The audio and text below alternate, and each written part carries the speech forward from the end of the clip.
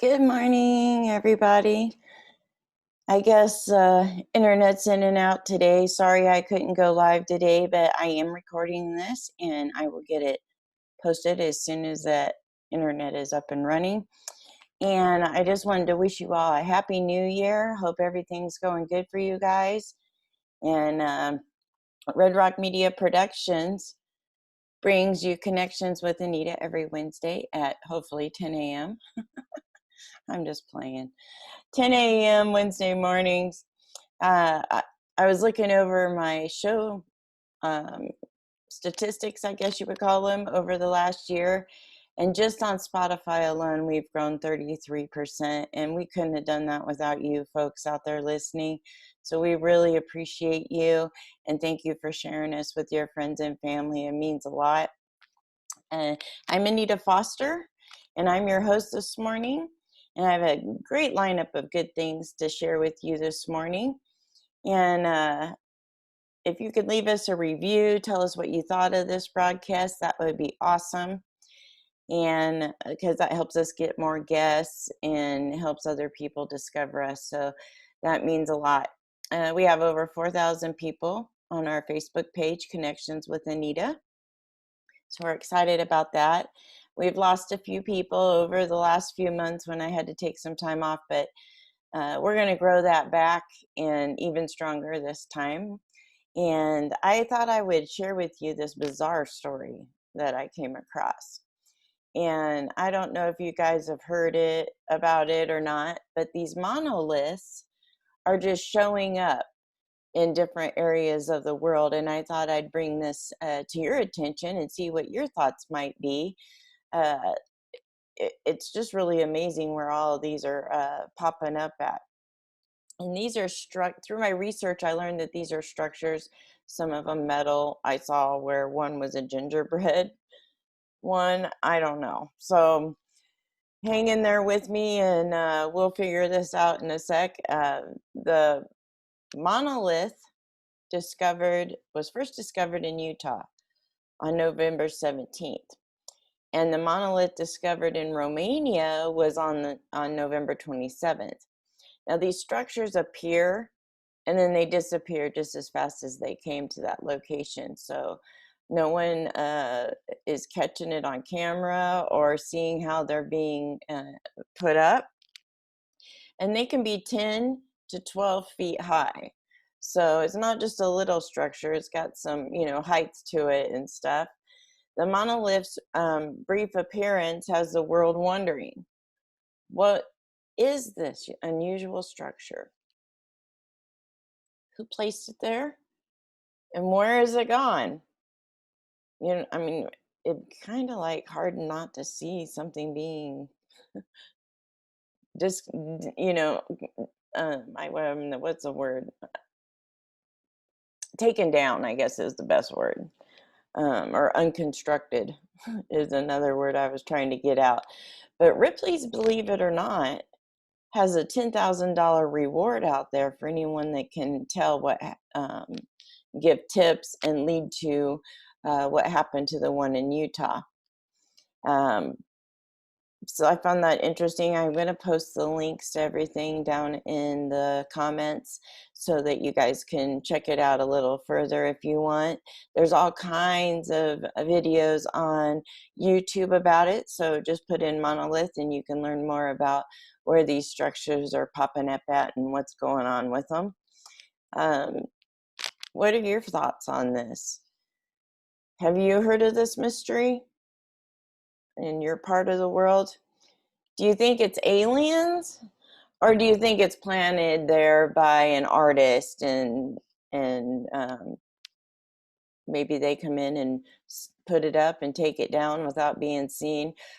The one in Utah was placed on public land, and it was illegal to place it there, so they dismantled it and had it taken out, from what I've read. So I'm not really understanding why Ripley's, believe it or not, is offering $10,000 when it was, instructed that they take that structure down because it was illegally placed there. So kind of interesting. I'm curious to see where else that's gonna pop up. Today on our traditions segment, I wanted to talk about daily rituals. Some of us have a certain routine. A routine is something that you do every day, like getting ready for work and doing all those things. Rituals is something that you do. Some people burn sage. Some people do other things in their home or work that are rituals. So I thought I would go over what I do in my home, and I'd like to hear what you do in your home or office or business or whatever. Some people practice feng shui. That's a ritual. So let me know. I'd love to hear about it. But I make my own spray out of frankincense and myrrh, and those were the two gifts. Well, there was three gifts: gold, frankincense, and myrrh that the wise men took to Jesus when he was born. And so I kind of anoint my home in a spray with frankincense and myrrh. And not every day, just when I start feeling a different energy in my home, I'll go through and I'll pray and I'll spray. And I think that's one of the things, honestly, that has helped Mario and I sustain the coronavirus, because we're still bringing in money. Yes, we've had to ask for help for things, because some things aren't up and running, as we well know. But for the most part, we've been able to sustain ourselves with a brand new business.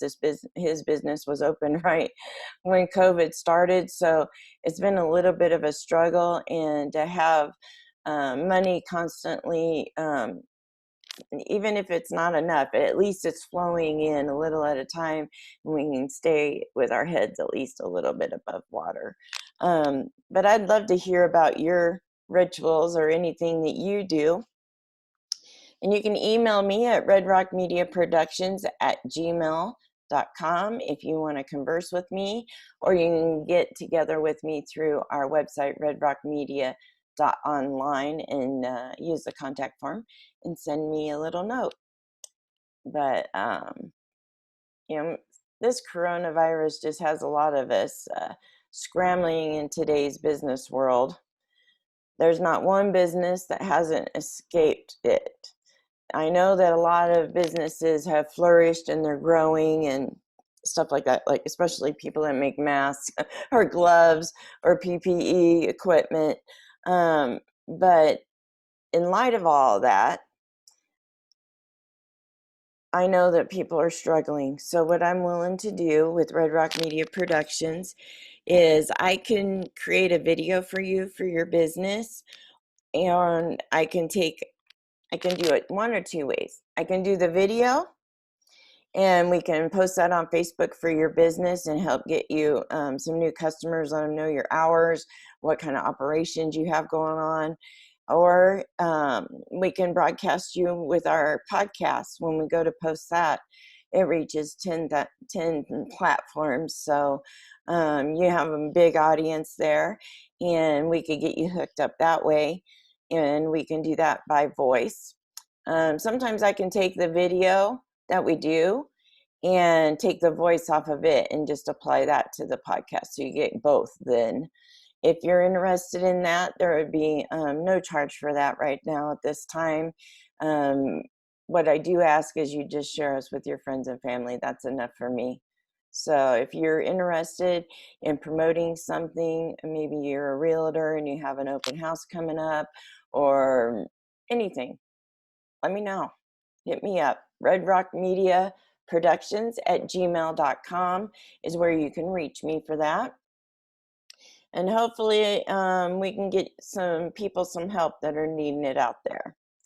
And if you haven't got the chance to see Tony Glover's music video, it's on our YouTube channel, and it's called The Power of God. And I really encourage you to take a look at this wonderfully made music video for his growth in his music. And we will be finishing up with Red Rock Media with his documentary as time allows as we come into the spring months. So I'm getting excited for him to have it all put together and ready to go. I wanted to share with you all my recipe for meatloaf. I do mine a little different. Yeah, I follow the cookbook a little bit, but then I always throw in um, my own niche, I guess you would say. But today's recipe is my meatloaf, and I take 1 pound of ground hamburger, a small onion, a half a cup of Italian seasoned breadcrumbs, 2 eggs, 3/4 cup of milk, and a pinch of salt and pepper. In a medium bowl, you're going to want to combine eggs, milk, stir in the breadcrumbs, salt, and pepper. Add the meat, mix well. Now, I like to get my hands into that and just, knead it and get it really mixed. I guess my secret ingredient is Anita's love, so it might not quite taste like mine, but you can put your own love into it. But you lightly take that mixture and then you put it in an 8x4 by 2-inch pan, loaf pan. Preheat your oven to 350. I cover my meatloaf with foil before putting it in the oven. So I do that, and then I bake it for 1 to 1.25 hours until the internal temperature reads 160 degrees Fahrenheit. And then after it's finished, I pull it out and I spoon off all the fat that's sitting on the top. And then I take my ketchup and I squirt it back and forth all across the pan on top of the loaf. And then I also add honey. And this makes a unique blend for a flavorful taste. And I put a little bit of parsley on the top of it this time. It was very delicious, moist, and I look forward to making that every now and then in these winter months. You want to make sure after you bring it out of the oven for the last time. Now I do put it back in the oven for a little bit, and then I'd say about 10 minutes later, so that the juices run down from the ketchup and the honey, I go ahead and put it on broil for a little bit and just broil it until it's a little bit brown on top, and it is wonderful. So you want to cut those into slices and serve. So let me know if you try that recipe and how well you liked it, or what variations you put into it. I'd love to hear your comments. You can leave us a comment on our Facebook page and let us know what you think of that recipe. We still have Jake Jimrick out there who's in need of a kidney. He's getting some tests and dialysis and different things done up at Mayo Clinic in Minnesota. And we just want to keep him in our thoughts and prayers, folks. He's been waiting 1.5 years already. And I can't even imagine what that poor man has to go through. And if you could just keep him in your thoughts and prayers, if you're interested in help him in any way, you can reach out to me and email me or contact me through our website. And we'll get him some help, whatever he needs. His name is Jake Jimrick. He's out there in Warsaw, Indiana. And our hearts go out to him and hope that something comes through for him soon. Well, time flies by, doesn't it? I'm a little bit shorter show, but that's okay, right? When I have guests, we'll do a little longer show. But been busy doing some artwork, trying to show you guys what I got up my sleeve and what I can do. And I love everything that I do. So I've tried to cut out the things that I don't like to do and move on with doing things to help other people. I know the Willow Bill's out there and he's gathering up the herd to take them down to the North Pole.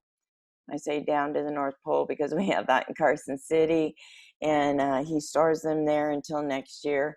And what a great project that is. It's the kids make reindeer in the classroom and they sign it, and then he displays them out all along the businesses on Old 395.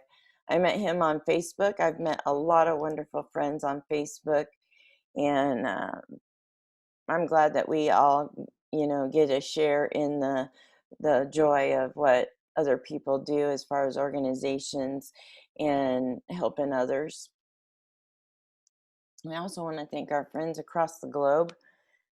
We have our main audience is obviously the United States, but we have people listening in Ireland and New Zealand. We have China, we have Philippines, just all over the place. We have some good friends in Germany.